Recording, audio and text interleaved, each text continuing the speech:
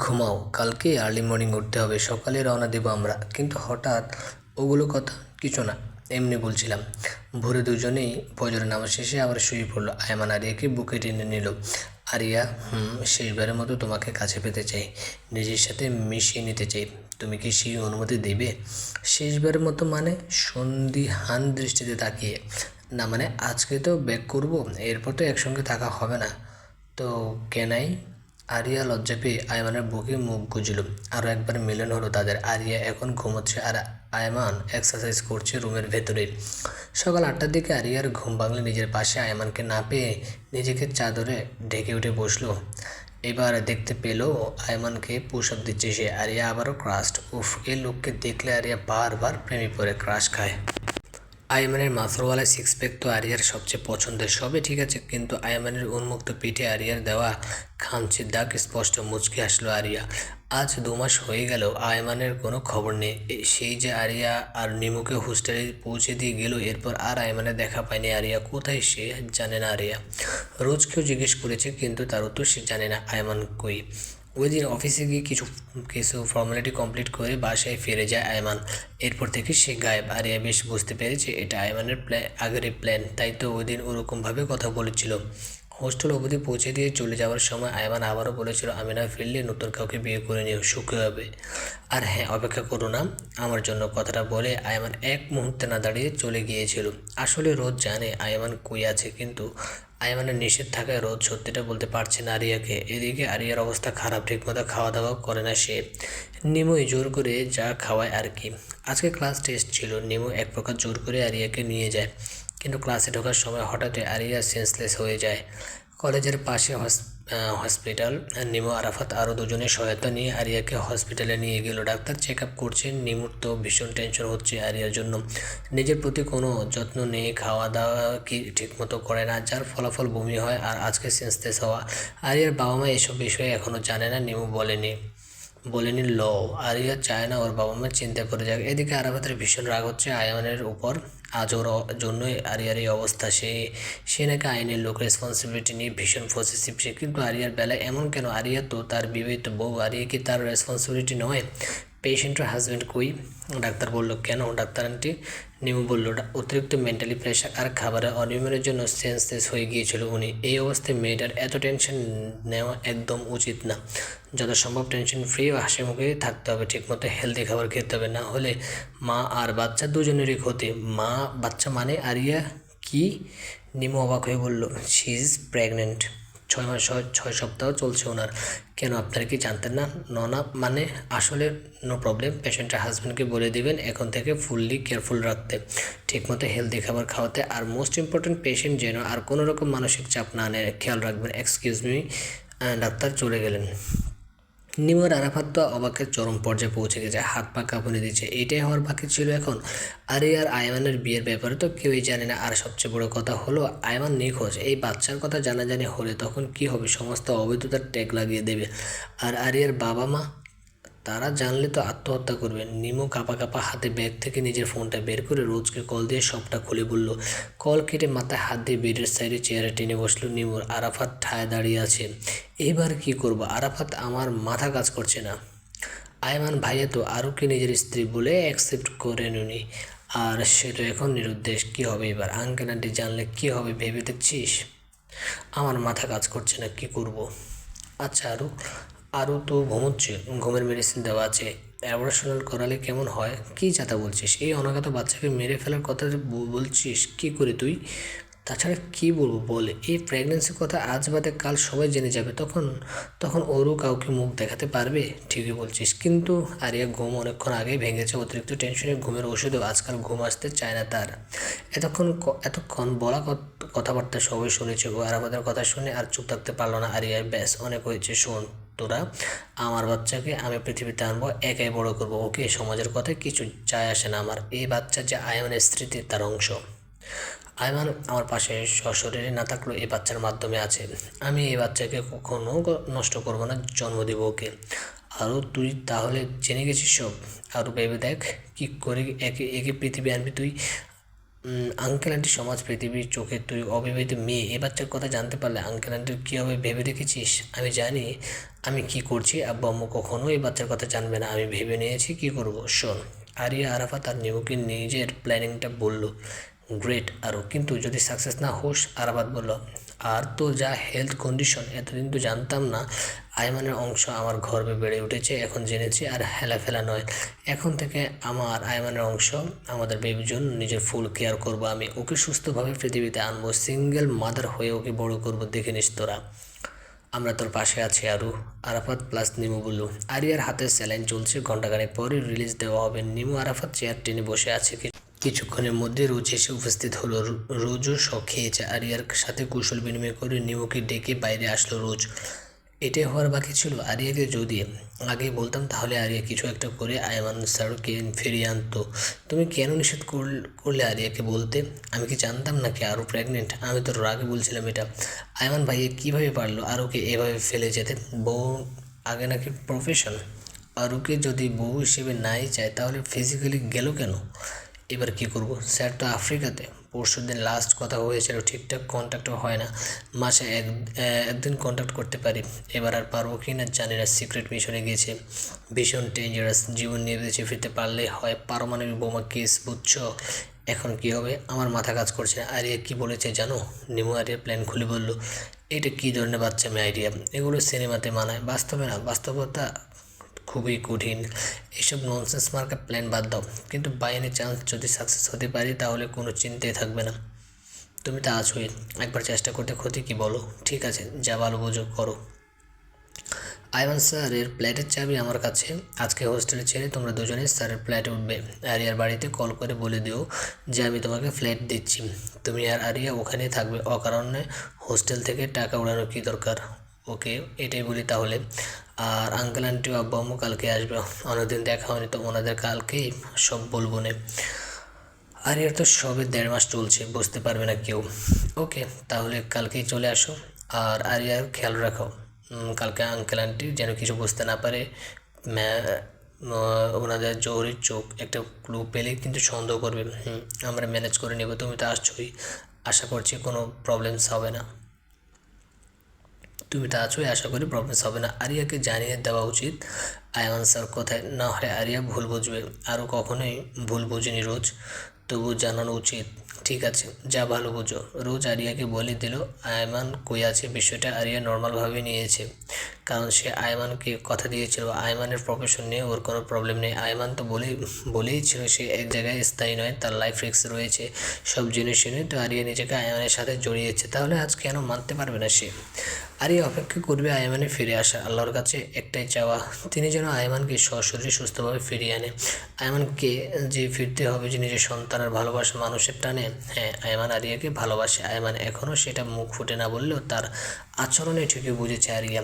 5 বছর কেন, সারা জীবন অপেক্ষা করতে রাজি আরিয়া। পরদিন আরিয়া নিমুর মা বাবা আসলো, অহনাও এসেছে। হোস্টেলে ভাড়া দিয়ে সব জিনিস গুছিয়ে নিয়ে আয়মানের ফ্লাইটে গিয়ে উঠলো আরিয়া নিমু।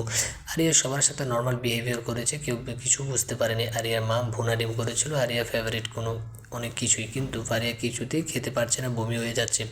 সবার সামনে কোনো মতে নিজেকে সামনে নিজের রুমে ভেসে নিয়ে গিয়ে হরর করে বমি করে দিল আরিয়া।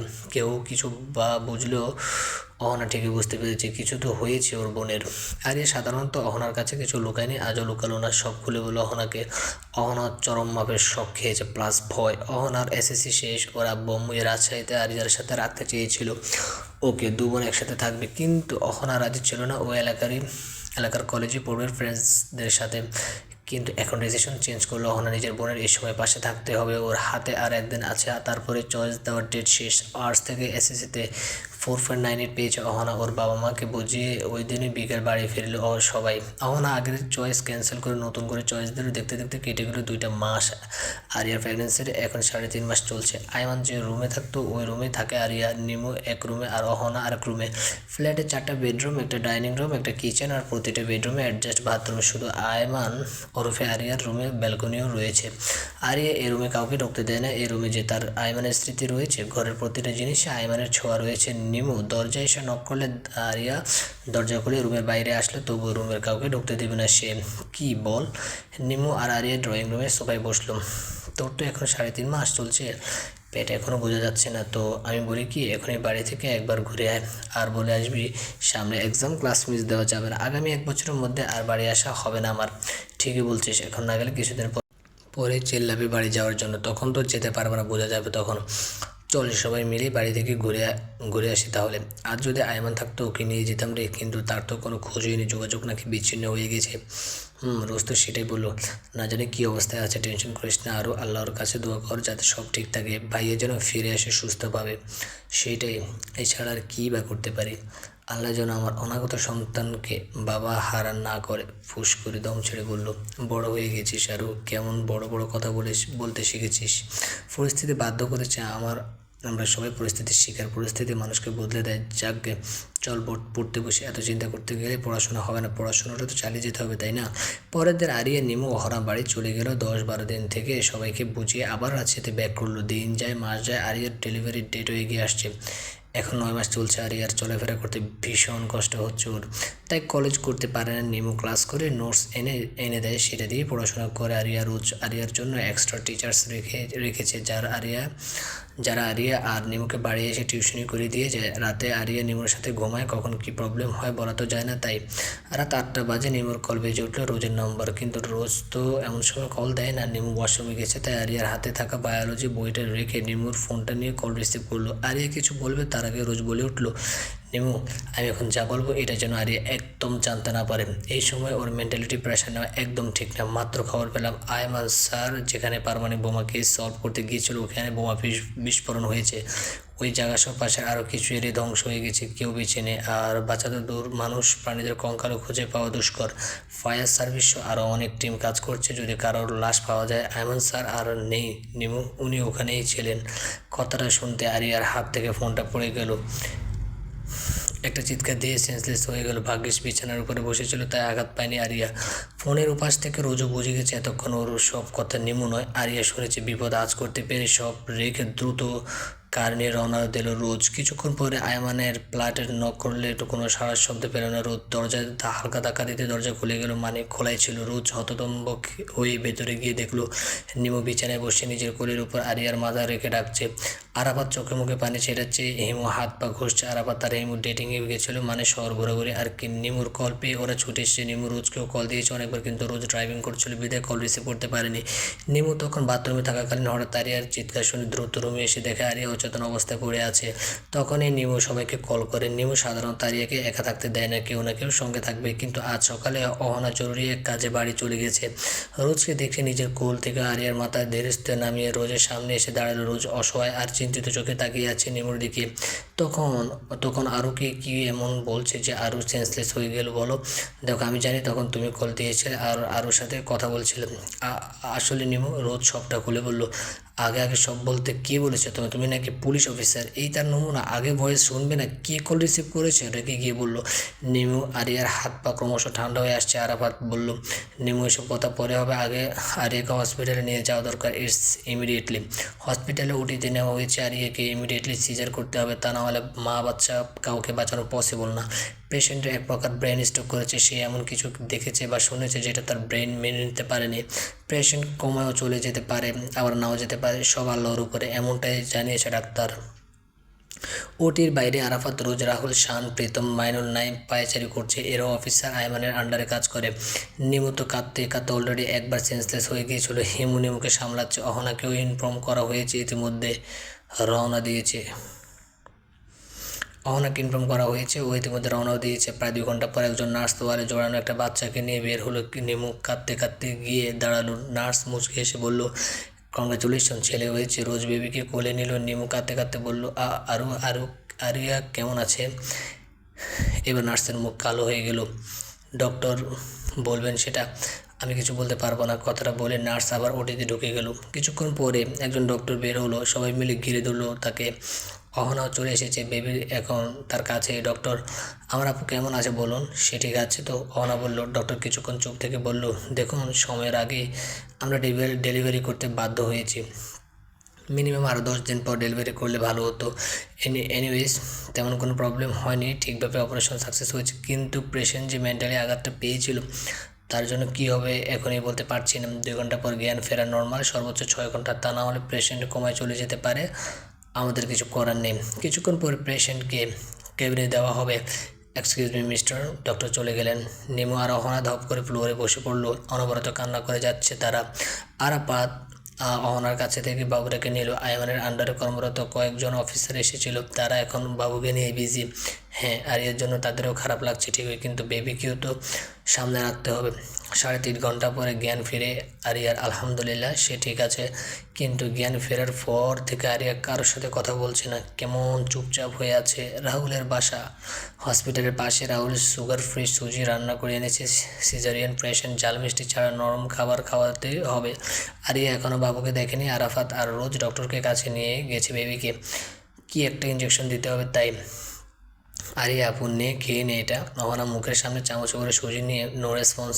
কী রেখা দেখ, আরও এমন করলে কি চলবে? চলবে না, বেবির জন্য হলেও তো তোকে ঠিক থাকতে হবে, সবটাকে নিয়তি হিসেবে মেনে নে। নিমু বলল। আরিয়া আপু আপাতত এটা খা। হিমু বাসায় গেছে, নরম করে ভাত রান্না করে নিয়ে আসবে। তুই যদি খাবার না খাস তাহলে বেবিকে ফিডিং করাবে কী করে? অহনা বলল। বেবি কই? এতক্ষণে মুখ খুলল আরিয়া। রোজ আর রাহুল তখনই বেবিকে নিয়ে কেবিনে ঢুকছিল। আরাফাত হিমুকে ড্রপ করতে গেছে। এই নাও তোমার বেবি, একদম আয়মান স্যারের ডুপ্লেক্স। রোজ বলল। জুনিয়র আয়মান স্যার, বাট এমন কার্বন কপি কেমনে হলো বাব্বা? রাহুল বলল। আরিয়ার পেটে বেল বাঁধা ছিল। নিমো আর অহনা মিলে বেডের সাথে হালকা হেলান দিয়ে বসালো আরিয়াকে, যাতে পেটের কাটা জায়গাটা ব্যথা না পায়। আরিয়া বেবিকে কোলে নিয়ে বুকের সাথে নিল। এক দৃষ্টিতে বেবির মুখের দিকে মুগ্ধ নয়নে তাকিয়ে আছে সে, যেন কতকাল পরে চক্ষু তৃষ্ণা মেটাচ্ছে সে। আরিয়া বাবুর কপালে চুমু দিয়ে বলল, বলেছিলাম না আয়মান আমাকে ছেড়ে কক্ষণই যাবে না, বেবির মধ্য দিয়েই সে আমার সাথে আছে। দেখো মিলল তো আমার কথা। আমি যাতে কষ্ট না পাই তাই বেবির ফেসটা হুবহু আয়মানের মতোই করে দিয়েছে আল্লাহ। জানিস, আমি সবসময় আল্লাহর কাছে প্রার্থনা করতাম আয়মানকে ফিরিয়ে দিতে। আজ আল্লাহ আমার কোলের জুনিয়র আয়মানকে পাঠিয়েছে। আমার আর কোনো দুঃখ নেই। আজকে আমার নিজেকে পৃথিবীর সেরা সুখী মানুষ মনে হচ্ছে। আয়মানের সাথে মিলিয়ে ওর নাম দিলাম আয়মান আহির চৌধুরী। আরিয়া কথাটা শেষ করার সাথে সাথে বেবি আরিয়ার আঙ্গুল মুষ্টিবদ্ধ করে হেসে দিল। এতটুকু বাচ্চা কি বুঝলো কি জানি। উপস্থিত সবাই অবাক হয়ে তাকিয়ে আছে। 7 দিন পর আরিয়াকে হসপিটাল থেকে রিলিজ দেওয়া হলো। ফিরে গেল ওরা আয়মানের ফ্ল্যাটে। আরিয়া বেবিকে কোলে নিয়ে ধীরে ধীরে হাঁটছে। রুমের এটা সেটার সাথে পরিচয় করিয়ে দিচ্ছে যেগুলোতে আয়মানের ছোঁয়া রয়েছে। নিমু, অহনা, রোজ, রাহুল ড্রয়িং রুমে বসে আছে। আরিয়ার পাগলামি দেখছে তারা। আরিয়া চায় আমানও আয়মানের মতো সিক্রেট পুলিশ অফিসার হোক, সেভাবে গড়বে নিজের ছেলেকে। তো অহনা ওই দিন হুট করে রাতের বেলায় চলে আসলো। বাড়িতে কি বলে আসছো? রোজ বলল। আরিয়ার হসপিটালে অ্যাডমিট হওয়ার কথা শুনে আমার কী অবস্থা হয়েছিল আমি জানি না। না না পারছি, বা আমাকে বলতে না পারছিলাম বের হতে। শেষমেশ কোনো মতো বুঝিয়ে বললাম যে আমার কালকে সকাল 7টায় ইংরেজি পরীক্ষা আছে, কোচিংয়ে মিস দেওয়া যাবে না। এটা বলে চলে আসছে। আর কতদিন এভাবে লুকিয়ে রাখবো বলতো? সত্যি কখনো চাপা থাকে না। এখন অবধি সব ঠিক আছে, বেবিও সুস্থভাবে ডেলিভারি হয়েছে, কিন্তু এরপর কি হবে? স্বামী ছাড়া একা সন্তান মানুষ করা অনেক কঠিন, সমাজ ছাড়বে না। নিমু বলল। এটা আয়মান স্যারের ফ্ল্যাট, আমাদের ডিপার্টমেন্ট প্লাস এখানকার সবাই এখন জানে আরিয়া আয়মান স্যারের ওয়াইফ। বাচ্চাটাও বৈধ। আর আরিয়াকে এসব বিষয়ে কিছু বলার সাহস কেউ পাবে না। আয়মান স্যার এর ওয়াইফ হওয়ার দরুন আরিয়ার পাওয়ার রয়েছে, পুরো ডিপার্টমেন্ট আছে। আরিয়ার সাথে খরচ নিয়েও ভাবতে হবে না। প্রতি মাসে মাসে আরিয়ার অ্যাকাউন্টে টাকা চলে আসবে। আরিয়া আর ওর বাচ্চার পুরো রেসপন্সিবিলিটি গভর্নমেন্টের উপর। জানি সেটা। প্রেগনেন্সির পুরোটা সময় তো গভর্নমেন্ট থেকে খরচা দিয়েছে।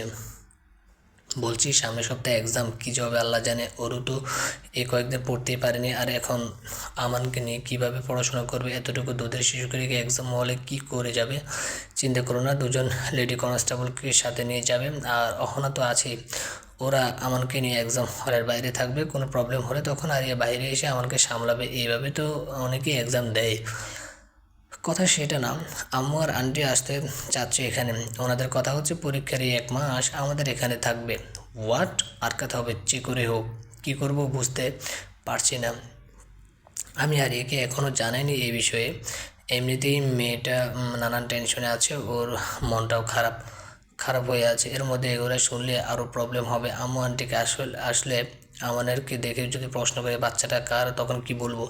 আর আরিয়া সিজারের জন্য ওর চলাফেরাতে অনেক বেগ পেতে হচ্ছে। আম্মু আর আন্টি তো সব বুঝে যাবে, আমি দেখছি কি করা যায়, তুমি টেনশন করো না, মন দিয়ে পড়াশোনাটা করো। এক মাসের মধ্যে পরীক্ষাগুলো সব হয়ে গেল। নিমু আর আরিয়ার আম্মু আসেনি, আসলে ওনারা আসতে চেয়েছিলেন পরীক্ষার মধ্যে নিজেদের মেয়েদের প্রপার কেয়ার করার জন্য। রোজ নানান কিছু বলে ম্যানেজ করেছে। আর অহনা তো আছেই। এক্সাম হলের বাইরে দুজন লেডি কনস্টেবলের সাথে অহনা আমানকে নিয়ে বসে থাকতো, প্রয়োজন হলে আরিয়া এসে আমানকে সামলাতো। এইভাবে একে একে পরীক্ষাগুলো শেষ হয়ে গেল। মোটামুটি ভালোই হয়েছে এক্সামস, খুব খারাপ হয়নি। আমানের বয়স এখন 1 মাস 15 দিন, আরিয়াও এখন পুরো সুস্থ। সিজারিয়ানের ঘা শুকিয়ে গেছে সেলাই কাটার পরে, এখন চলাফেরা করতে কোনো অসুবিধা হয় না তার। নিমু আর আরিয়া দুজনে বাড়ি থেকে বলে দিয়েছে বাড়ি চলে আসতে।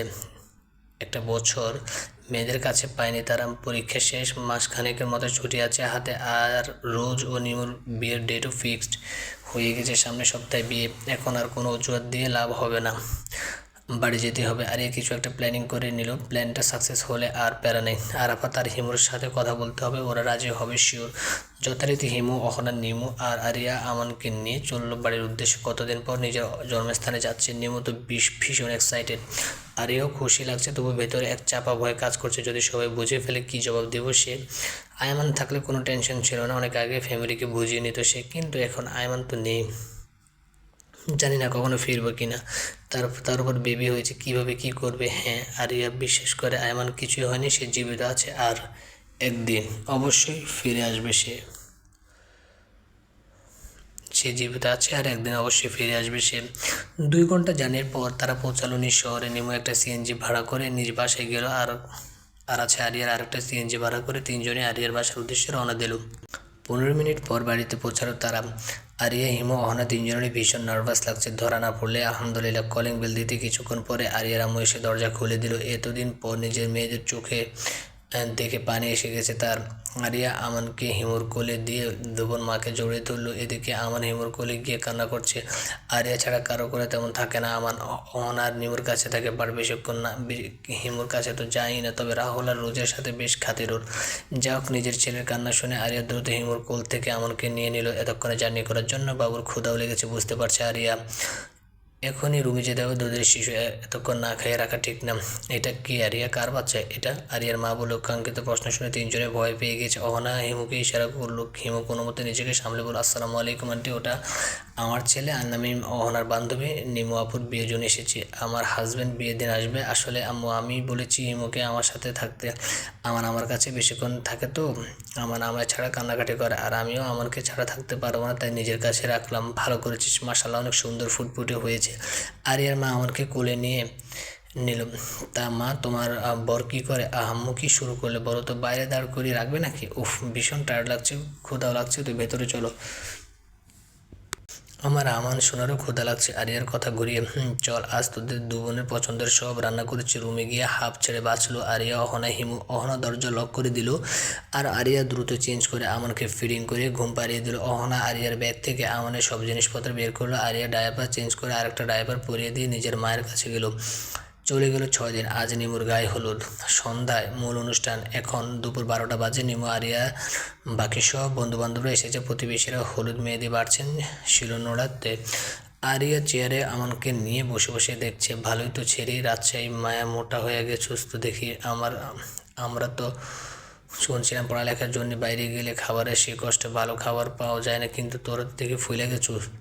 আরিয়া ছেমড়েটা বেশি ফুলছে। কিরে, পড়াশোনা করছ নাকি শুধু খাস? পরীক্ষা কীরকম হইলো? একজনে এক এক রকম কথা। আরিয়ার মেজাজ গেল চটকে। কিছু কথা শুনিয়ে দেওয়ার প্রয়োজনীয়দের তখন থেকে কি শুরু করছে আপনারা? মানুষ তো সারা জীবন একরকম থাকে না। আগে চিকন ছিলাম, এখন একটু স্বাস্থ্য বাড়ছে, তার মানে এই নয় যে সব কিছু তুলে এনে খোটা মারবেন। আমি আপনাদের খাওয়াই না, আপনাদের পড়িও না, সো আমায় নিয়ে পড়ে থাকবেন না। যে কাজে আসছেন সেটাই মন দিয়ে করুন না। কেউ অন্যের মেয়েকে নিয়ে গিবোধ করে আপনাদের কাজ। আর ইয়ে আমানকে নিয়ে চেয়ারে ছেড়ে উঠে অহনন করে চলে গেল। দেখছো তোরা, শাওনের বেটির কি দেমক বাড়ছে, এই জন্যই মেয়ে মানুষকে বাইরে পড়তে দিতে হয় না, বাল পাকনা হয়ে যায়। ঠিক কইছু, আগে কত সহজ সরল ছিল মেয়েটা, আর আজ দেখো চেরাং চেরাং কথা বলছে। মহিলাগুলো আর সব বক বক করে এই টপিক চেঞ্জ করে অন্য টপিক্সে গেল। আরিয়া নিমুর বান্ধবীগুলো নিমুর সাথে কত মজা করছে, আড্ডা দিচ্ছে। আরিয়া এসব কিছু ভালো লাগছে না, সে নিজের মতো আমানকে নিয়ে এখানে সেখানে থাকছে। আজকাল এত হাসি তামাশা ওর বিষের মতো লাগছে, অথচ আগে আরিয়া হলে আজকে সবার চেয়ে বেশি মজা মাস্তিতে করতো। সন্ধ্যা 6:05 বাজে। আরিয়াকে ঘিরে ধরছে ওর বান্ধবীরা, সবাই উদ্দেশ্য আরিয়াকে শাড়ি পরানো। সব বান্ধবীরা হলুদ শাড়ি পরেছে, আরিয়াকেও পরতে হবে। একই রকম শাড়ি আরিয়ার জন্য কেনা হয়েছে, সবাই জোর জবরদস্তি করছে আরিয়াকে শাড়ি পরানোর জন্য, কিন্তু আরিয়া পরবে না। কীভাবে শাড়ি পরবে সে? ওর চিজের কাটা কত শুকিয়ে গেল, এখনও চিনচিন ব্যথা হয়, ভেতরে হালকা কাঁচা আছেই, দাগ তো জল জল করছে। শাড়ি পরতে গেলে কাটা জায়গায় কাপড় ঠেকলে জ্বরে, তাই তো আরিয়া ঢিলাঢালা গাউন গোল জামা পরে ঘুরে বেড়াচ্ছে। আর তাছাড়াও আরিয়া আর শাড়ি পরতে চায় না। জীবনের প্রথম শাড়ি পরা এমনকি পেয়েছিল সে, আজ আবার শাড়ি পরলো। যদি উল্টাপাল্টা কেস হয় তখন শাড়িকে ভয় পায় আরিয়া। সে মনে মনে ভেবে রেখেছে আয়মান ফিরে আসলে তখনই শাড়ি এদের তো আরও সত্যিটা বলতে পারবে না। ফোনটা হাতের কাছে নেই যে হিমু নিমু বা অহনাকে ডাকবে, এরা তো ছাড়ছেই না। আরিয়া এমনকি বুকের সাথে নিয়ে ঠায় দাঁড়িয়ে আছে। অহনা আর হিমু তো পুরো বিয়ে বাড়ি ঘুরে বেড়াচ্ছে, আনন্দ করছে, আর নিমুকে পার্লারে মেয়েরা সাজাচ্ছে, তাই কেউ নেই। আরিয়া বান্ধবীরা শাকিলে আরিয়ার কোল থেকে আমানকে কেড়ে নিল। ভাগ্যিস আমান ঘুমিয়েছিল, নয়তো এখনই কান্না করে দিত। সিন্তি, শ্রেয়া, ঋতু, সাদিয়া, তামান্না সবাই মিলে একবার আরিয়ার উপর হামলে পড়লো। একজন গিয়ে দরজা লক করে দিল, আর বাকিরা জোর করে শাড়ি পরানোর জন্য আরিয়া জামা ধরে টানাটানি করছে। শোন, ভালো ভালো বলছি, নিজে ব্লাউজ পেটিকোট পরে আসবি নাকি আমরা পরাবো? যাই বলিস শাড়ি তোকে পরতে হবে। দেখ ঋতু, বাড়াবাড়ি করিস না, আমি শাড়ি পরতে পারবো না, উষ্টা খেয়ে পরবো। ছোটো বাবুকে নিয়ে শাড়ি সামলানো আরও টাফ। ভালো কথা কোস না তো, বাবুটা কি তোর নাকি? সারাদিন দেখি বাবুকে নিয়ে ঘুরে বেড়াচ্ছিস। বাচ্চার মায়ের কি বাচ্চার প্রতি কোনো দায়িত্ব নেই? বাচ্চাকে ছেড়ে আছে কি করে? এতটুকু দুধের বাচ্চা। সিন্তি বলল, আমানকে আমার কোলে দে। শাকিলা ঘুম ভেঙে গেল, কান্না শুরু করবে, সামলানো যাবে না। ওর মা ওকে সামলাবে, তোরা তো মাথা ব্যথা কিসের? এই তোর ওকে শাড়ি পরা তো আগে। সবাই মিলে আরিয়াকে আবার ধরতে যাবে, তখনই নিমু এসে উপস্থিত। রাগের স্বরে সবাইকে ধমকালো সে, ওকে জোর করিস না তোরা। ওর ওর অ্যাপেন্ডিসাইটে অপারেশন করা হয়েছিল, ঘা শুকায়নি এখন, আমরা তো জানতাম না। আগে বলবি না? আরিয়া সরি রে। নিমু এটা সেটা বুঝিয়ে সবাইকে রুমে পাঠিয়ে দেয়। আরিয়া দ্রুত শাকিলের কাছে থেকে এমনকে নিল, সবাই চলে গেল। নিমু দরজা লক করে দিল। আরিয়া স্বস্তি নিঃশ্বাস ফেলে বাচ্চালে নিমু এরা যে যাতা করে ফেলেছিল, বাপরে বাপ। আরে ঈশিতা না বললে তো বুঝতে পারতাম না। রোজ ঈশিতাকে তোর সেফটির জন্য রাখছে, যাতে তোর কোনো প্রবলেম হয় আমাদের জানা। Ishita lady constable. ও ভালোভাবে গায়ে হলুদ বিয়ে সব মিটে গেল। নিমুর বিয়ে মিটে যেতে বাড়িতে এটা সেটা বুঝিয়ে আরিয়াও আমানকে নিয়ে রাজশাহীতে চলে এলো। কারণ হিমু আর আমানকে নিয়ে বেশি দিন বাসায় থাকলে সন্দেহ করবে ওর বাবা মা, প্রতিবেশীরা তো আছে। দেখতে দেখতে কেটে গেল 3টা বছর। আমানের এখন 3 বছর 4 মাস বয়স। আরিয়া এখন একটা প্রাইভেট কোম্পানিতে জব করে, যদিও চাকরির দরকার ছিল না, কারণ গভর্নমেন্টে ওদের ভরণ পোষণের দায়িত্ব নিয়েছে। কিন্তু আরিয়ার বাবা মা তো আর এসব জানে না, মেয়েকে লেন বাইরে রাখবে তারা। তাই আরিয়া এই চাকরির অজুহাত দেখিয়ে বাড়িতে বেশি যায় না। আমান বড় হয়েছে, কথা বলা শিখেছে, আরিয়াকে মাম্মাম বলে ডাকে। বারবার আমানকে নিয়ে বাড়িতে যাওয়া, ওর মাম্মাম বলে ডাকা আরিয়ার বাবা মা 100% সন্দেহ করবে। এদিকে আরিয়ার বাবা মা আরিয়ার বিয়ে দেওয়ার জন্য উঠে পড়ে লেগেছে। এই চাকরির অজুহাতে সব ম্যানেজ করে যাচ্ছে আরিয়া। কোম্পানিতে নিজের ক্যাবিনে বসে ফাইল রিচেক করছে আরিয়া। হঠাৎ ফোনের রিংটোন বেজে ওঠে, ফোন হাতে নিয়ে দেখলো ওর মায়ের কল। আরিয়া ওর পিএকে ডেকে আমানকে তার কাছে দিয়ে বলল বাইরে নিয়ে গিয়ে চকলেট কিনে দিতে। পিএ রুমি আমানকে নিয়ে চলে গেল। আরিয়া এক দীর্ঘশ্বাস ফেলে কল রিসিভ করলো। আরিয়া, বলছি যে মা, অনেক তো হলো, এবার অন্তত আম্মু প্লিজ, আমি বিয়ে করতে চাই না। কি পেয়েছোটা কি তোমরা? বোঝা হয়ে গেছি নাকি আমি এভাবে? আরে এভাবে বলছিস কেন? তোর ভবিষ্যতের জন্যই তো। তোমার এই এক কথা আর কত বলবে বলো তো? আমি তো জব করি, তাই না? আমার খরচা আমি নিজে চালাতে পারি, তো ভবিষ্যতে নিয়ে ভাবতে হবে না প্লিজ। এইসব বিয়ে চিন্তা মাথা থেকে ঝেড়ে ফেলো, ভালো লাগছে না আমার। তবু মা, একটাবার ভেবে দেখ, এভাবে অবিবাহিত মানে সারা জীবন। আমি বিজি আছি, রাখছি। আর কত ওয়েট করবো আয়মান? কবে ফিরবে তুমি? তোমার ছেলের যে তোমার বড্ড বেশি প্রয়োজন। এমন হতভাগা মা আমি যে নিজের সন্তানকে নিজের বলে পরিচয় দিতে পারছি না। আরিয়ার ভাবনার মাঝে আরিয়ার ফোনটা আবার বেজে উঠলো। আরিয়া বিরক্তি নিয়ে ফোনের দিকে তাকিয়ে দেখলো ওর বসের কল কেটে বসের কেবিনে গিয়ে জানতে পারলো পরশুদিন তার ছোট ছেলের নিয়ে পার্সোনালি ভাবে আরিয়াকে ইনভাইট করেছেন তিনি। আরিয়া আর আমানকে অনেক ভালোবাসেন, আরিয়াকে মেয়ের মতো ভালোবাসেন। তার একান্ত অনুরোধ, আরিয়াকে যেতেই হবে। আরিয়া সাধারণত এত বছরে কোনো বিয়ে বাড়ির ত্রিসীমানা তো জানি, অনুষ্ঠান বাড়ি থেকে সবসময় দূরে দূরে থাকতো, কিন্তু এবার সে না করতে পারলো না। সে মিস্টার মুখার্জি বস কে কথা দিল সে যাবে। তারপর আরিয়া ইনভাইটেশন কার্ড অফিসের সমস্ত এমপ্লয়ীদেরকে একে একে করে দিয়ে দিল। সন্ধ্যা 7:30টার দিকে আমানকে নিয়ে ফ্লাইটে ফিরল আরিয়া। ওহো, নেমু এখন রোজের সাথে রোজের ফ্ল্যাটে থাকে, আর এই ফ্ল্যাটে আরিয়া, অহনা আর আমানকে নিয়ে থাকে। আরিয়া রুমের যাওয়ার পারমিশন এখনও কেউ পায়নি। পরশুদিন আরিয়া লং নেভি ব্লু শিফনে একটা ব্ল্যাক গাউন পরলো। গাউনের উপর গোল্ডেন সুতে হালকা কাজ করা আছে, তাই মাথায় গোল্ডেন কালারের চায়না হিজাব মারলো। এইটাও শিফনের ওড়নার মতোই, কিন্তু একটু বেশি সফট। চোখে হালকা করে কাজল দিয়ে, ঠোঁটে লিপস্টিক দিয়ে, ফেসে পন্ডস ছাড়া হোয়াইট টোন ফেস পাউডার দিয়েছি শুধু, মুখে অতিরিক্ত ওয়েল উঠে তাই। আরিয়া সাধারণত বেবি পাউডার দিত, ওটা শেষ, তাই অহনা থেকে নিয়ে ফেস পাউডারটাই দিল। আজ কেন জানি না আরিয়ার একটু সাজতে ইচ্ছে করছে, তাই এতটুকু সেজে নিল সে। অহনাও খয়েরি রঙের গাউন পরে মেকওভার করে সুন্দর করে সাজছে। আরিয়া আমানকে ব্ল্যাক টি শার্ট আর ক্রিম কালার কোট প্যান্ট পরিয়ে দিল। আমান তো খুব খুশি। আরিয়া সুন্দর করে চিরুনি দিয়ে আর আয়মানের রেখে যাওয়া জেল দিয়ে আয়মানের চুল সেট করে দিল। আমান তো এমনিতে আয়মানের কার্বন কপি, কেমনে সেম টু সেম হলো আল্লাহ জানে। তার উপর আয়মান যেমন হেয়ার কাট দিত, আরিয়া আমানেরও সেম হেয়ার কাট করিয়েছে 3 বছরে। আমার এখনই এক্সারসাইজ করে। এই বয়সে যতটুকু পসিবল সে তার বাবার মতো সিক্রেট অফিসার হতে চায়। বলা বাহুল্য, আরিয়া আয়মানের ফেসবুক থেকে সকল পিকচার আর ভিডিওস নামিয়েছে। আয়মান রোজ তার বাবার ফটোতে কিস দিয়ে যে ঘুমায় আর ওর বাবার ফিরে আসার অপেক্ষা করে। আয়মান অন্যান্য অফিসারদের ট্রেনিং দেওয়ার সময় যেসব এক্সারসাইজ ভিডিও ছিল সেগুলো দেখে আয়মানও সেরকম এক্সারসাইজ করার চেষ্টা করে। তাছাড়াও পিচ্ছি হলে কী হবে, বয়স অনুযায়ী আয়মান একটু না একটু অনেক বেশি চালাক, চতুর, বুদ্ধিমান। রোজ তো মাঝে মধ্যে আমাকে অফিসে নিয়ে যায়।